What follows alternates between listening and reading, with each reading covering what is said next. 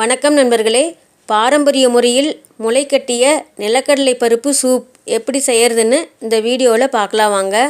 அதுக்கு 100 கிராம் நிலக்கடலை பருப்பு எடுத்து அதை நல்லா சுத்தம் பண்ணிவிட்டு தண்ணியில் போட்டு 2 தடவை நல்லா கழுவிட்டு அந்த நிலக்கடலை பருப்பு நல்லா ஊறுற அளவுக்கு தண்ணி தாராளமாக ஊற்றி மூடி வச்சுக்கணும். இந்த நிலக்கடலை பருப்பு ஊற வைக்கிற வேலையை ஒரு நாளைக்கு காலையில் நேரம் செஞ்சுக்கணும். அதுக்கப்புறம் அந்த நிலக்கடலை பருப்பு ஒரு 8 மணி நேரம் அல்லது 10 மணி நேரம் நல்லா ஊறின பிறகு அந்த நிலக்கடலை பருப்பில் இருக்கிற தண்ணியெல்லாம் வடிச்சிட்டு அந்த நிலக்கடலை பருப்பை ஒரு காட்டன் துணியில் போட்டு நல்லா டைட்டாக கட்டிடணும். அதுக்கப்புறம் அந்த துணியில் போட்டு கட்டி வச்சிருக்கிற அந்த நிலக்கடலை பருப்பை எடுத்து ஒரு ஹாட் பாக்ஸ் அல்லது ஏதோ ஒரு பாத்திரத்துக்குள்ளே போட்டு அந்த பாத்திரத்தை ஒரு தட்டு போட்டு மூடி வச்சிடணும். அந்த நிலக்கடலை பருப்பை போட்டு வச்சிருக்கிற அந்த பாத்திரத்தை எறும்பு வராத இடத்துல பாதுகாப்பாக வச்சுக்கணும். இந்த மாதிரி இந்த நிலக்கடலை பருப்பை முளைக்கட்டி வைக்கிற அந்த வேலையை இரவு நேரத்தில் செஞ்சுக்கணும். அப்போ தான் அடுத்த நாள் காலையில் அந்த நிலக்கடலை பருப்பு நல்லா முளைச்சிருக்கும்.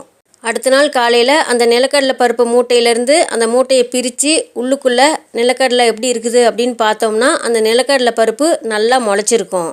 அதாவது அந்த நிலக்கடலை பருப்பில் ஓரத்தில் இருந்து ஒரு சின்னதாக வெள்ளை கலரில் முளைப்பு மாதிரி விட்டு இருக்கும். அதுதான் நிலக்கடலை பருப்பு முளைச்சிருக்குது அப்படின்னு அர்த்தம். அந்த மாதிரி முளைச்சிருக்கிற அந்த நிலக்கடலை பருப்பை கழுவ வேண்டியதில் அப்படியே எடுத்து ஒரு குக்கரில் போட்டு தண்ணி தாராளமாக ஊற்றி வேக வச்சு எடுத்து வச்சுக்கணும். வேக வச்சிருக்கிற அந்த நிலக்கடலை பருப்பு நல்லா சூடு ஆறின பிறகு அதை ஒரு மிக்சி ஜாரில் போட்டு ஒரு பேஸ்ட் மாதிரி அரைச்சி எடுத்து வச்சுக்கணும். அதுக்கப்புறம் அதே மிக்சி ஜாரில் மீடியம் சைஸ் 2 பெரிய வெங்காயத்தை உரித்து அதை நல்லா கழுவிட்டு ஒரு 4 துண்டாக அரிஞ்சு போட்டுக்கிட்டு அதே போல் மீடியம் சைஸில் 2 தக்காளி பழங்கள் எடுத்து அதுவும் நல்லா கழுவிட்டு உள்ளுக்குள்ளே ஏதாவது நல்லா இருக்கான்னு செக் பண்ணிவிட்டு அந்த தக்காளி பழத்தையும் வெங்காயத்தையும் ஒன்றா போட்டு மிக்சியில் ஒரு விழுதாக அரைச்சி எடுத்துக்கணும்.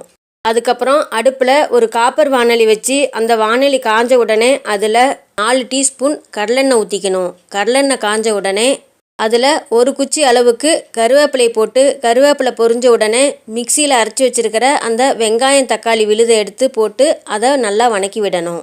அந்த வெங்காயம் தக்காளி விழுது பாதி வணங்கின உடனே அதுலேயே 1 டீஸ்பூன் இஞ்சி பூண்டு பேஸ்ட்டு போட்டு 2ஐயும் சேர்த்து மறுபடியும் ஒன்றா வணக்கி விடணும். அந்த விழுதெல்லாம் நல்லா வணங்கி அதிலிருந்து எண்ணெய் பிரிஞ்சு வந்த உடனே அரைச்சி வச்சிருக்கிற அந்த நிலக்கடலை பேஸ்ட்டை எடுத்து ஊற்றிக்கணும்.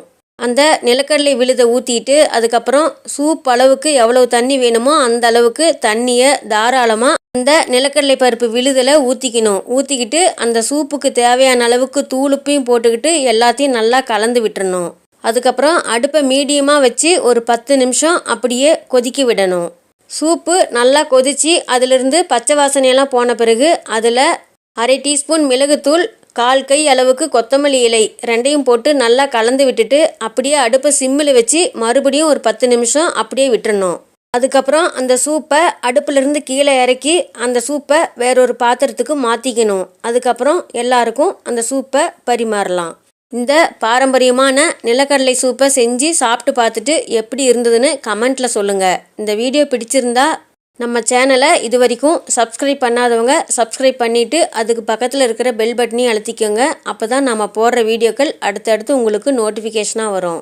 இந்த வீடியோ உங்களுக்கு பிடிச்சிருந்தா உங்களுக்கு தெரிஞ்சவங்களுக்கு ஷேர் பண்ணுங்கள், லைக் பண்ணுங்கள், கமெண்ட் பண்ணுங்கள். மீண்டும் அடுத்த வீடியோவில் சந்திப்போம் நண்பர்களே.